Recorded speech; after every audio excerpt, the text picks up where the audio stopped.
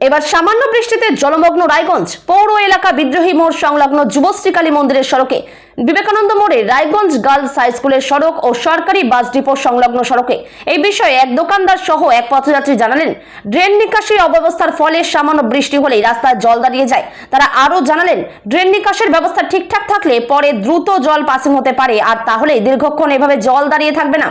পৌরসভা যদি বিষয়গুলো গুরুত্ব সহকারে দেখে, তাহলে রায়গঞ্জ পৌর এলাকা বিভিন্ন ওয়ার্ডের সর্বস্তরের মানুষ জল সমস্যা থেকে মুক্ত হতে পারবে।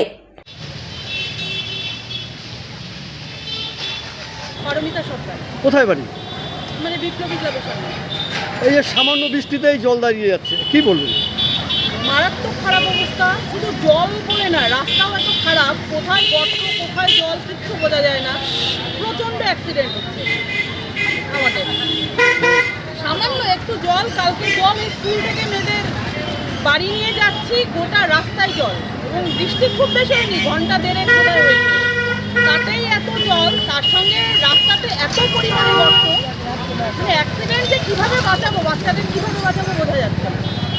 তো এই জল দাঁড়িয়ে যাচ্ছে, কি কারণ হতে পারে? অবশ্যই ড্রেন পরিষ্কার হয় না, সবচেয়ে বড় কথা যেটা। ড্রেন পরিষ্কার হলেও ড্রেনের নোংরাগুলো তুলে রাস্তার ধারেই রাখা হচ্ছে, সেটা আবার বৃষ্টিতে ড্রেনে গিয়ে পড়ছে। এটা হচ্ছে মেইন কারণ। রায়গঞ্জে প্রচণ্ড নোংরা।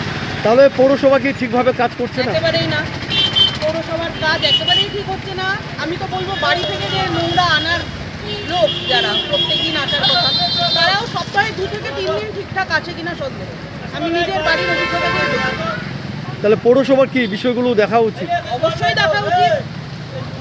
একটা সাধারণ ব্যাপারে আপনি নিজেই দেখুন, এখানে শুধু জল না, এখানে বিভৎসভাবে গর্ত হয়ে আছে। এটা একটা রায়গঞ্জের একটা মেইন জায়গা, দুটো স্কুলের বাচ্চা যাওয়া আসা করে এই রাস্তার উপর। সেই ক্ষেত্রে এই জায়গায় যদি জলে আমরা গর্ত বুঝতেই না পারি, বাচ্চাদের বাঁচাবো কি করে? দাদা, আপনার নাম? আমার নাম প্রদীপ কুমার ঘোষ। কোথায় বাড়ি? বাড়ি সুপারঘাট, আর কিসের দোকান আপনার? আইসক্রিমের দোকান। এই যে সামান্য বৃষ্টি হলে জল দাঁড়িয়ে যাচ্ছে রায়গঞ্জ শহরে বিভিন্ন অলি গলি রাস্তায়, কি বলবেন? কী বলা যাবে, এগুলো পৌরসভা দেখেন যদি একটু ড্রেনগুলো মেরামত করে, ঠিকভাবে পরিষ্কার পরিচ্ছন্ন করে, তাহলে এই সমস্যাগুলো দেখা দেয় না। আমরা এই বিষয়ে পৌরসভা যদি নজর দেয়, ভালো করে দেখাশোনা করে, তাহলে আমাদের জনসাধারণ খুব উপকার হয়, কারণ জলের সমস্যাটা থেকে কিছুটা সমাধান পেতে পারি।